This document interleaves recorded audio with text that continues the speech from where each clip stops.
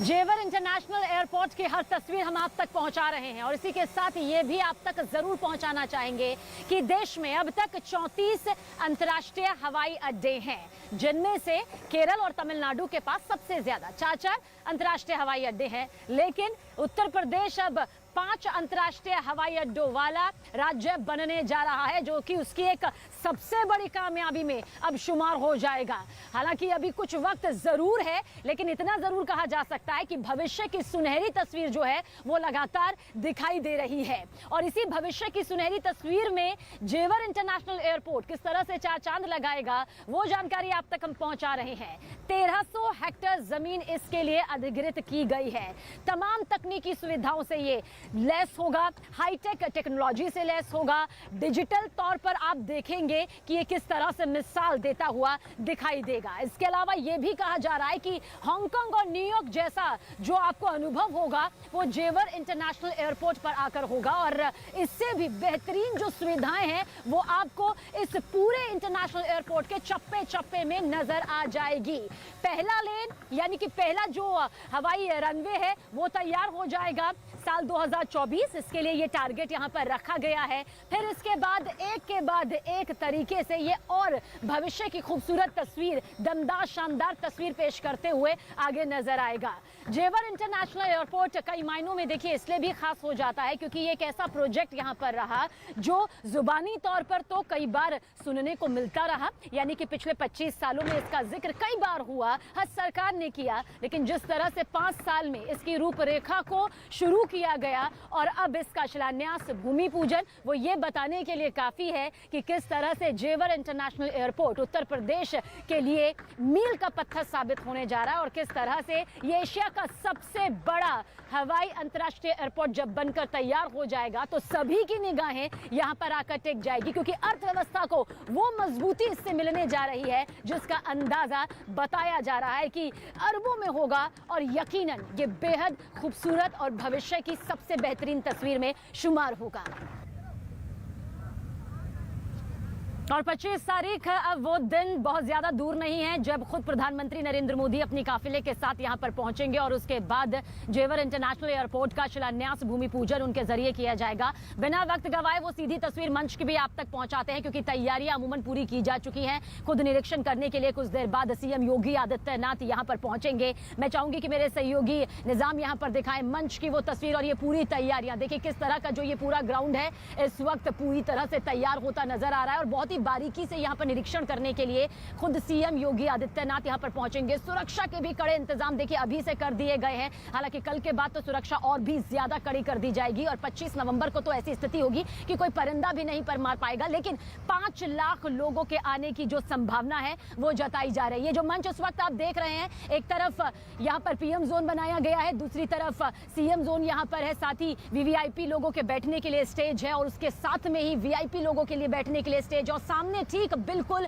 हजारों की संख्या में चेयर्स लगा दी गई हैं, वो कुर्सियां लगा दी गई है। ग्रीन कारपेट देखिए यहां पर किस तरह रहे हैं। सुबह जब हम यहाँ मौजूद थे तब ये इस तरह से नहीं था, लेकिन अब जैसे जैसे वक्त यहाँ पर बीत रहा है वैसे वैसे देखिए ये पूरी तैयारी यहाँ पर की गई है। आने का रास्ता जो है वो ताकि किसी भी तरह से भीड़ भाड़ अगर होती है तो माहौल बिल्कुल ना बिगड़े, उसकी पूरी तैयारी यहाँ पर की गई है। और साथ ही हर कोने में सुरक्षा आपको दिखाई देगी। 1300 हेक्टेयर जमीन जिसका कुछ हिस्सा यहाँ पर इस वक्त आप देख रहे हैं, और 2024 में तो वो हिस्सा आपको नजर आएगा जो कि पूरी तरह से तैयार होगा। लेकिन काम जो है तब भी नहीं रुकेगा, 2050 तक का जिक्र करें, सोचिए एक लंबा लंबा वक्त यहां पर सालों बाद होगा। लेकिन बताया जा रहा है कि वो भूमिका इस जेवर इंटरनेशनल एयरपोर्ट की होगी जिसका अंदाजा अभी से एक्सपर्ट लगा रहे हैं कि किस तरह से करोड़ों से होकर अरबों तक ये अर्थव्यवस्था को एक बेहद मजबूती के साथ उभारता हुआ नजर आएगा। और साथ ही साथ यहां पर प्रधानमंत्री नरेंद्र मोदी जब पहुंचेंगे तो एक विशाल जनसभा को संबोधित करने का ये पूरा कार्यक्रम है। मेरे सहयोगी निजाम आप तक लगातार ताजा तस्वीरें पहुंचा रहे हैं।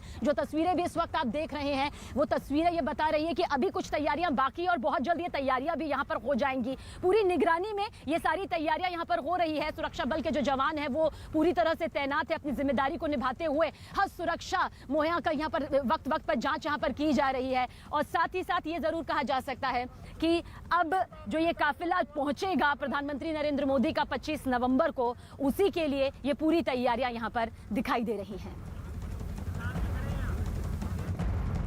जेवर इंटरनेशनल एयरपोर्ट की हर तस्वीर हम आप तक इसलिए भी पहुंचा रहे हैं क्योंकि हम जानते हैं कि आने वाले वक्त में यानी कि साल 2024 का वो वक्त कितना ज्यादा खास हो जाएगा जब इस इंटरनेशनल एयरपोर्ट का उद्घाटन यहां पर हो रहा होगा। आज ये पूरी जमीन आपको सुनसान नजर आ रही है, लेकिन आने वाले वक्त में यहां से बेहद शानदार तस्वीर भविष्य की नजर आएगी। लेकिन इसके साथ साथ किस तरह से ये बाकी इलाकों से जुड़ते हुए नजर आएगा उसके बारे में भी डिटेल आपको यहां पर जरूर बताना चाहेंगे। इंदिरा गांधी इंटरनेशनल हवाई अड्डे का जिक्र करें तो 72 किलोमीटर की दूरी पर यहां से स्थित रहेगा और साथ ही बुलंदशहर से 36 किलोमीटर, नोएडा का जिक्र करें तो 60 किलोमीटर और फरीदाबाद गाजियाबाद से 70 किलोमीटर की इसकी दूरी होगी। मथुरा ग्रेटर नोएडा से लगभग 48 से 50 किलोमीटर की दूरी यहां से होगी। अलीगढ़ से 65 किलोमीटर की दूरी, साथ ही गुड़गांव से 65 किलोमीटर और आगरा से 130 किलोमीटर की दूरी यहां पर होगी। जैसा कि हमने आपको बताया कि यमुना एक्सप्रेसवे से इसका जुड़ाव होगा, ये जुड़ा होगा जिससे घरेलू और अंतर्राष्ट्रीय जो सैलानी हैं वो आगरा, मथुरा, वृंदावन तक बेहद आसानी से पहुंच सकेंगे।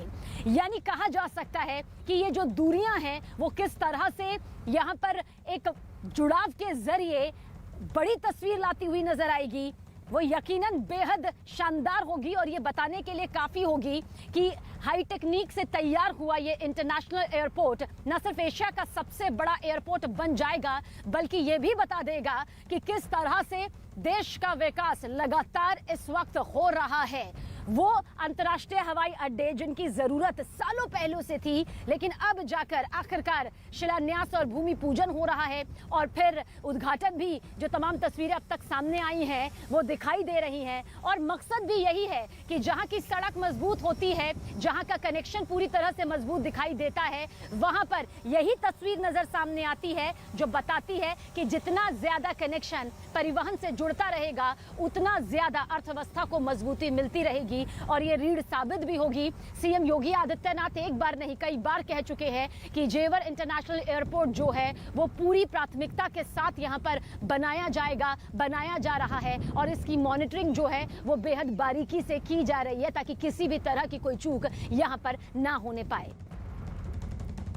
जा रहा है। मैं 1300 हेक्टेयर जमीन के उस हिस्से पर खड़ी हूं जहां एशिया का सबसे बड़ा इंटरनेशनल एयरपोर्ट बनने जा रहा है, जो कि हमारे देश के विकास के लहजे से अपनी बेहद खास भूमिका निभाता नजर आएगा।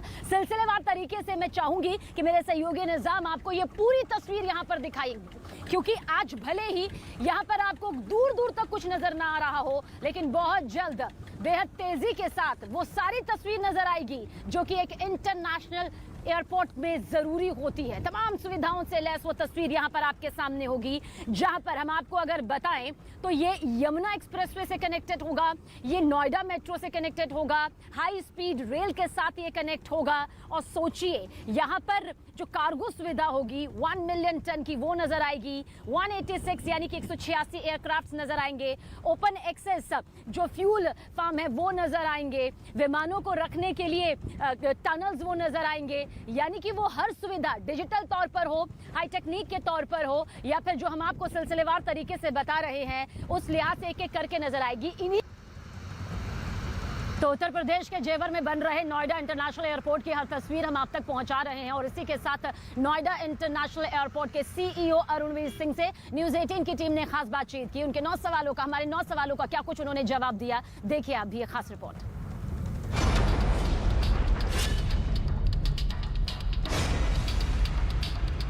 एयरपोर्ट किस तरीके से अलग होगा, क्या खास? यहाँ टोटल 5 रनवे आएंगे और साथ ही साथ एमआरओ की फैसिलिटी भी आएगी। अभी देश में 5 रनवे और एमआरओ की फैसिलिटी कहीं पर भी नहीं है। भारत का जो हवाई यात्री है कि उसकी जिंदगी में बदलाव क्या आएगा? यहाँ कोशिश की जा रही है कि यहाँ पर चार्जेस कम लगे, टैक्सेस कम लगे, तो हो सकता है कि लोगों को हवाई यात्रा यहाँ और सस्ती मिले।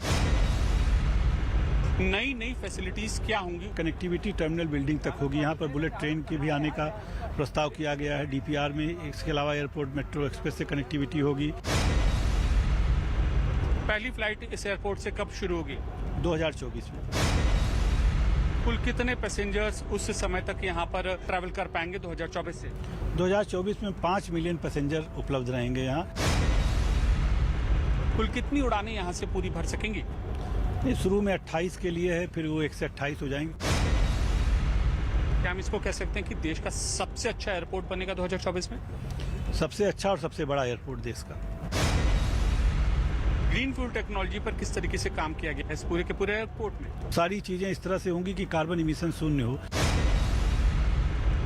पिछले 2-3 सालों में सबसे बड़ी बाधा क्या आई थी? नहीं, बाधा तो कोई आई नहीं। 3.5 साल में यह एयरपोर्ट जो है इस कंसीव हुआ और 3.5 साल में इसका शिलान्यास हो रहा है। तो उत्तर प्रदेश सबसे ज्यादा अंतर्राष्ट्रीय हवाई अड्डों वाला अब राज्य बनने जा रहा है, जिसमें लखनऊ और वाराणसी की तस्वीर तो हर किसी ने देखी है। कुशीनगर और अयोध्या की तस्वीर भी लगातार पहुंचाई गई है और साथ ही जेवर इंटरनेशनल एयरपोर्ट का भी अब सभी को इसके शिलान्यास का बेसब्री से इंतजार है, जिसके लिए खुद प्रधानमंत्री नरेंद्र मोदी 25 नवंबर को आ रहे हैं। और मेरे पीछे की हर तैयारी की तस्वीर इस वक्त आपके सामने मौजूद है। इन तमाम कुर्सियों को आप देखिए जो कि बड़ी संख्या में यहाँ पर लगाए गए हैं, लेकिन अंदाजा ये लगाया जा रहा है कि करीब 5 लाख लोग इस ऐतिहासिक पल का गवाह बन सकते हैं। और इसी के मद्देनजर ये तमाम व्यवस्थाएं देखिए किस तरह से की गई हैं। आपको यहाँ पर ये जो चेयर्स नजर आ रही है अभी ये पूरी तरह से बेच जाएंगी, खचाखच बेच जाएंगी, क्योंकि सब जानते हैं कि यहाँ हजारों की तादाद में नहीं बल्कि लाखों की तादाद में लोग मौजूद होंगे और करीब 5 लाख लोग बताए जा रहे हैं जो यहाँ पर नजर आएंगे।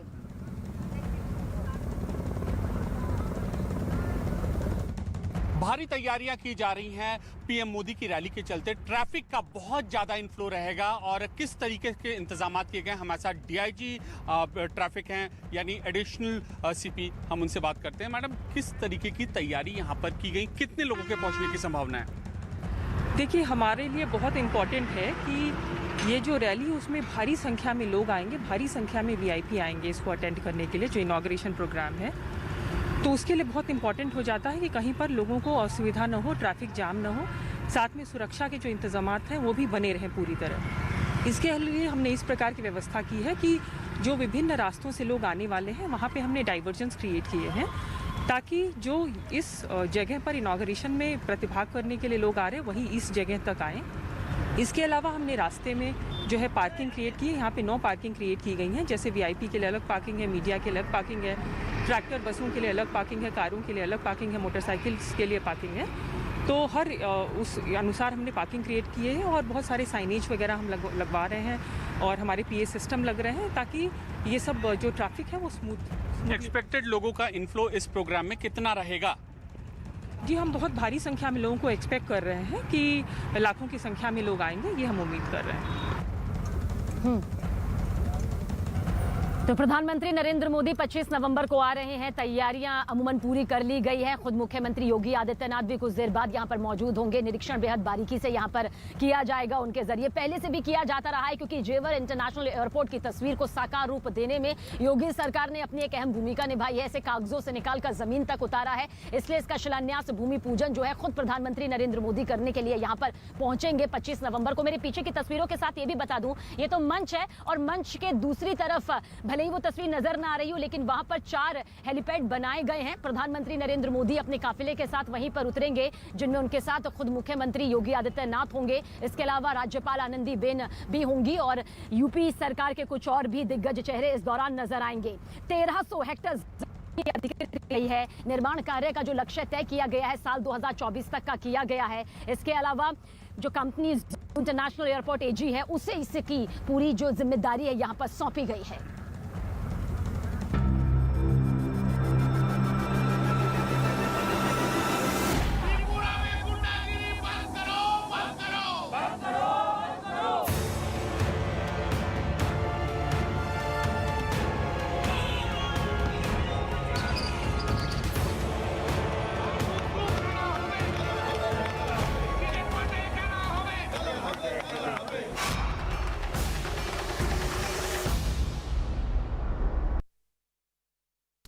त्रिपुरा में निकाय चुनाव से पहले हिंसा के आरोपों पर टीएमसी की अवमानना याचिका पर सुप्रीम कोर्ट में सुनवाई जारी है। सुनवाई के दौरान टीएमसी के वकील ने त्रिपुरा हिंसा की तस्वीर कोर्ट में पेश की। आरोप लगाया कि पुलिस हिंसा के दौरान तमाशबीन बनी रही और वहां गुंडे हेलमेट पहनकर हिंसा कर रहे थे। इस मामले में सुप्रीम कोर्ट ने त्रिपुरा सरकार से सुरक्षा और निष्पक्ष निकाय चुनाव कराने का पूरा ब्यौरा मांगा है। कोर्ट ने चुनाव के दौरान पैरामिलिट्री फोर्स की तैनाती की जानकारी भी मांगी है और यह पूछा है कि कि पूरी सुरक्षा का जिम्मेदार कौन होगा। टीएमसी ने अपनी अवमानना याचिका में कहा है कि सुप्रीम कोर्ट के आदेशों के बाद भी त्रिपुरा में चुनावों के दौरान हालात खराब हो रहे हैं। ऐसे में सुप्रीम कोर्ट त्रिपुरा के अफसरों के खिलाफ अवमानना की कार्रवाई करे, क्योंकि त्रिपुरा चुनाव पर सुप्रीम कोर्ट ने राज्य प्रशासन और पुलिस को निष्पक्ष निकाय चुनाव कराने का आदेश दिया था।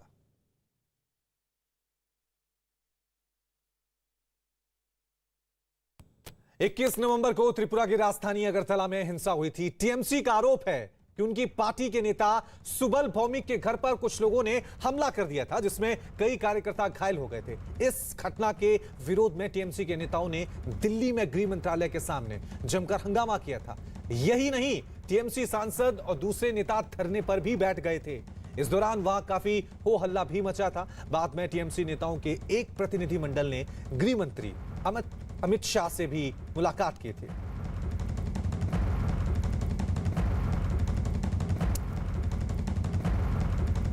त्रिपुरा में 25 नवंबर से निकाय चुनाव होने हैं और आज प्रचार का आखिरी दिन है। चुनाव प्रचार के आखिरी दिन बीजेपी और टीएमसी ने अपनी पूरी ताकत झोंक दी है। एक और बीजेपी की तरफ से विधायक और नेता चुनाव प्रचार में लगे हुए हैं, तो वहीं त्रिपुरा में अपनी जमीन बनाने के लिए टीएमसी ने भी अपने नेताओं को मैदान में उतार रखा है। जगह जगह खेला होबे के नारे लगा रखे हैं। तो निकाय चुनाव से पहले दोनों पार्टियों ने जमकर चुनाव प्रचार की तैयारियां आप देख सकते हैं किस तरह से की थी। लगातार चुनाव प्रचार वहां पर चल रहा है और यही वजह है कि बार बार टीएमसी और बीजेपी कार्यकर्ताओं में कई जगहों पर टकराव भी देखने को मिल रहा है।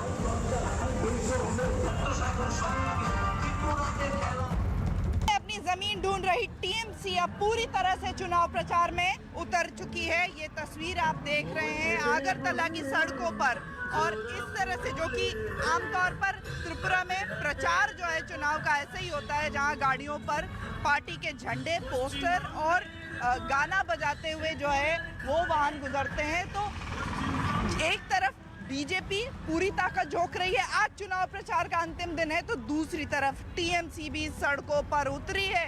हिंसा के आरोपों के बीच टीएमसी सड़क पर उतरी है और चुनाव प्रचार आज अंतिम दिन जब है तब पूरी ताकत झोंक दी है। दूसरी तरफ से बीजेपी अपने ही आंतरिक कलह से जूझ रही है, जहां पर उनके वरिष्ठ नेता विधायक सुदीप रॉय बर्मन ने मोर्चा खोल दिया है खुद मुख्यमंत्री के खिलाफ।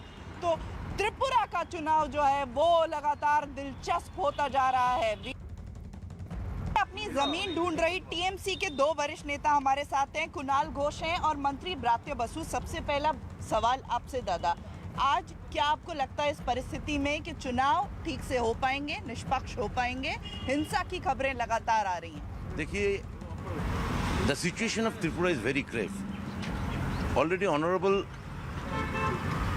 Supreme Court, they are taking our cases, the issues very seriously. तो अभी जो हो रहा है ये तो बहुत गंभीर बात चल रहा है। इधर जो संतरास इधर चल रहा है, the all people of Tripura and Agartala, they are panicked. They are threatening the common people, the oppositions, particularly Trinamool Congress, because there is no opposition rather than Trinamool. So we are trying to bring people out from their residence in the particular the date of the election. So in the date of the election, if they come out, I think BJP will ruined in this corporation election. Kunal दा, ये बताइए, आज एक वरिष्ठ नेता BJP के सुदीप रॉय बर्मन, बड़ा नाम है, अगरतला के विधायक हैं, उन्होंने मोर्चा खोल दिया है विप्लव देव के खिलाफ। नाम तो नहीं लिया, लेकिन उन्हें पैराट्रूपर लीडर, चाइल्डिश लीडर ये कहकर संबोधित किया है। देखिए, इतना दिन तक तो हम लोग ये बोल रहे हैं यहाँ पर डेमोक्रेसी नहीं है, यहाँ पर जंगल राज, गुंडा राज चल रहा है। तो आज बीजेपी का सीनियर लीडर और यहाँ का हम जहाँ पे खड़ा है, ये अगरतला का जो एमएलए है, वरिष्ठ विधायक भाजपा का, वो भी एक ही बात बोल रहा है, यहाँ पर डेमोक्रेसी नहीं है और जिसी तरह ये गुंडा राज चल रहा है वो प्रोटेस्ट कर रहे हैं। तो हम उनके जो बात है उनको वेलकम कर रहे हैं, क्योंकि वो पोल खोल दिया है। ये जो भाजपा सरकार का जो गुंडा राज चल रहा है, तो उसके खिलाफ उन्होंने जो आवाज उठाया, हम ये वेलकम कर रहे हैं। वहीं त्रिपुरा में निकाय चुनाव से पहले हुई हिंसा पर गृह मंत्री अमित शाह से एक रोज पहले टीएमसी नेताओं ने मुलाकात की थी। इस मुलाकात के बाद न्यूज 18 की टीम ने टीएमसी सांसद प्रतिमा मंडल से बातचीत की, जिसमें उन्होंने बीजेपी पर जमकर हमला बोला।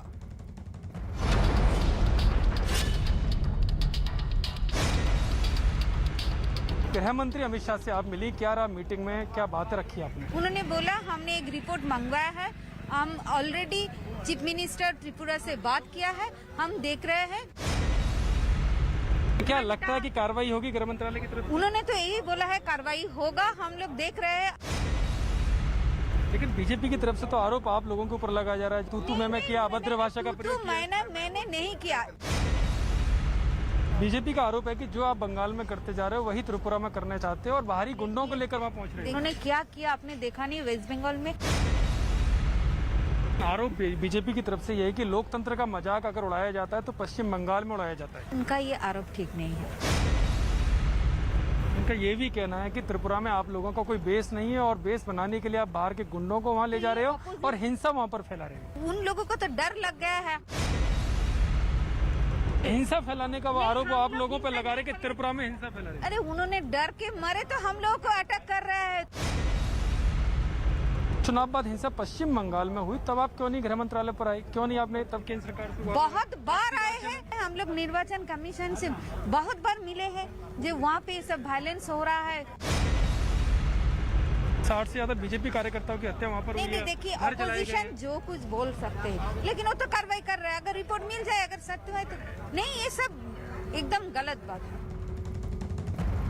वहीं त्रिपुरा हिंसा पर बीजेपी नेता अमित मालवीय ने ट्वीट कर ममता बनर्जी पर निशाना साधा है। उन्होंने अपने ट्वीट में लिखा कि ममता बनर्जी किसका बचाव करना चाहती हैं, ये उनके बारे में बहुत कुछ बताता है। उन्होंने अपनी पार्टी के सांसदों को विरोध प्रदर्शन के लिए दिल्ली भेजा, लेकिन खुद प्रदर्शन में शामिल नहीं हुई, क्योंकि उन्हें अपने सहयोगी के गलत कामों का बचाव करना पड़ता है। लेकिन जब पश्चिम बंगाल के भ्रष्ट अफसरों और टीएमसी नेताओं के खिलाफ खड़ा होने की बात आती है तो वो सबसे आगे दिखती हैं। त्रिपुरा के सोनामुरा में पश्चिम बंगाल के मंत्री फराद हकीम के खिलाफ मानहानि का केस दर्ज किया गया है। अगरतला में 21 नवंबर को हुई हिंसा के बाद फराद हकीम ने राज्य के मुख्यमंत्री बिप्लब देब के खिलाफ विवादास्पद बयान दिया था, जिसके बाद उनके खिलाफ मानहानि का केस दर्ज किया गया है। আমাদের ছেলেদের মেরে হাসপাতালে পাঠিয়ে দিচ্ছে, 5 মিনিট লাগে, 5 মিনিট লাগে। বিপ্লব দেব কুয়োর ব্যাংক বিপ্লব দেব ভাবে কুয়োটাই পৃথিবী, কুয়োটা পৃথিবী নয়। তুই এখানে আমায় একটা মারলে আমি ওখানে 5টা মারব। কিন্তু মমতা বন্দ্যোপাধ্যায় গণতন্ত্রে বিশ্বাস করে। বসুমতী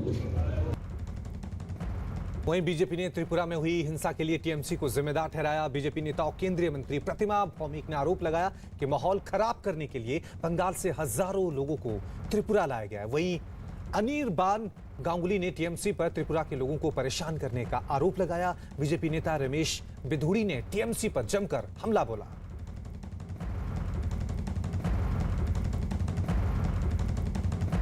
वो लोग जब